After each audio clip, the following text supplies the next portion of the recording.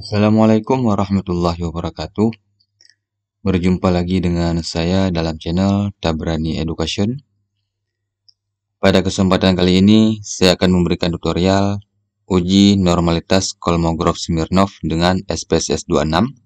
Langsung saja. Ini data yang sudah saya input. Ada dua variabel X dan satu variabel Y. Menggunakan ONIV yang versi 20. Sebentar. Ini dia. Versi 26. Oke, nah. Di sini tujuan saya ingin membandingkan uji normalitas Kolmogorov-Smirnov versi SPSS versi 26 dengan SPSS versi 20. Nah, di sini kita uji terlebih dahulu dengan versi 26. Oke. Analyze, regression, linear, Y ke dependent, variabel X ke independent. Nah, di nilai residual ada referensi yang berbeda. Ada referensi yang digunakan adalah nilai unstandardized, sedangkan referensi lain yang digunakan adalah nilai standardized. Nah, di sini saya menggunakan unstandardized. Continue. Oke. Output ini tidak kita gunakan, saya close saja. Ini masih ya, SPSS 26 nih. Kemudian analyze non-parametric test. Kita pilih sampel KS. Kemudian oke. Nah, nilai signifikannya yaitu 0,03 pun 0,030 teman-teman. Berada di bawah 0,05, artinya data tidak berdistribusi normal. Ketika kita uji dengan SPSS versi 26, data kita tidak normal. Sekarang saya uji dengan SPSS versi 20, teman-teman ya. Continue. Kemudian analyze, regression, linear. Kita lakukan hal yang serupa. Ini saya menggunakan data yang sama. Kemudian oke. Ini tidak kita gunakan. Kemudian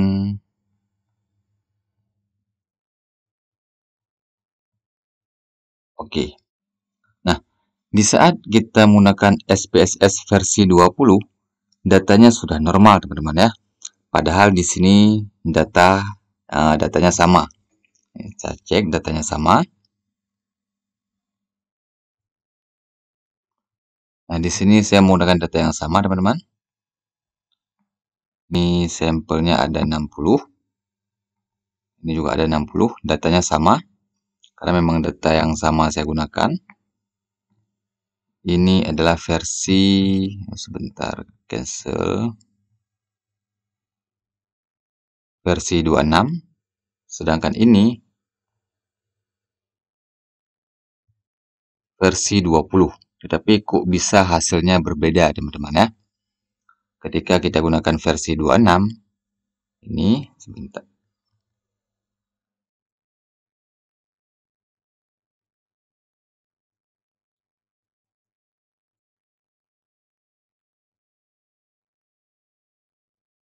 Nah, ini hasil yang versi 20 dan ini hasil versi 26. Nilai signifikannya berbeda, teman-teman.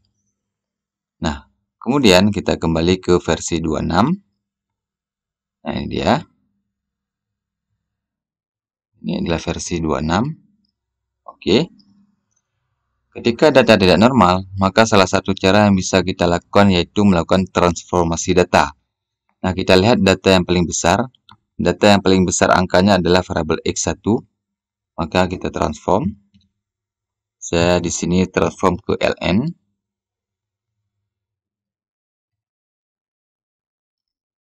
Kemudian oke. Outputnya saya ini dulu. Kita close, oh jangan. Kemudian kita kembali ke sini, udah ada nih ln X1. Kemudian kita running kembali untuk mendapatkan nilai unstandardized-nya. ln X1. Kemudian X2.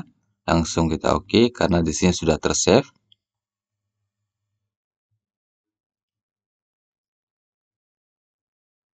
Kemudian kita lakukan lagi uji normalitasnya. Kita keluarkan. kita masukkan yang terbaru, kemudian oke. Nah, setelah saya lakukan transformasi variabel X1 ke ln, nilai signifikannya cuma naik 0,05 teman-teman. Yang awalnya 0,30 meningkat menjadi 0,035. Nah, di sini saya akan melakukan transformasi variabel X2 karena X2 nilainya lebih besar daripada variabel X1 daripada variabel Y.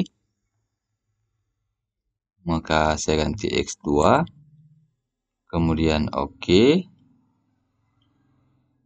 Kemudian kita running kembali.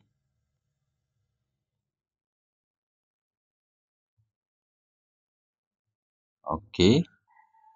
Langsung analyze regression. Bentar, saya ini ke sini dulu. Nah, analyze non-parametric test. Ini kita keluarkan, kita masukkan yang terbaru. Kemudian oke. Nah, setelah melakukan transformasi variabel X1 dan variabel X2, nilai signifikan baru lebih besar 0,05. Artinya sudah normal teman-teman. Yang data awalnya yaitu tanpa transformasi 0,030. Setelah transformasi variabel X1 naik menjadi 0,035. Kemudian setelah transformasi variabel X1 dan X2 ke ln, nilai signifikannya naik menjadi 0,052. Lebih besar 0,05, berarti data sudah berdistribusi normal. Sedangkan ketika kita gunakan SPSS versi 20, tanpa kita lakukan transformasi, datanya sudah langsung normal di awal ya teman-teman. Nah, intinya di sini kembali kepada teman-teman sebagai peneliti, ingin menggunakan versi 20, versi 21, dan seterusnya itu silakan. Karena ketika saya sudah running, ketika kita menggunakan versi SPSS versi di atas 20, maka hasil normalitasnya akan sama dengan SPSS versi 26. Jadi, ketika kita gunakan SPSS versi di atas 20, maka sangat rentan sekali terjadi adapun data kita tidak normal ya teman-teman.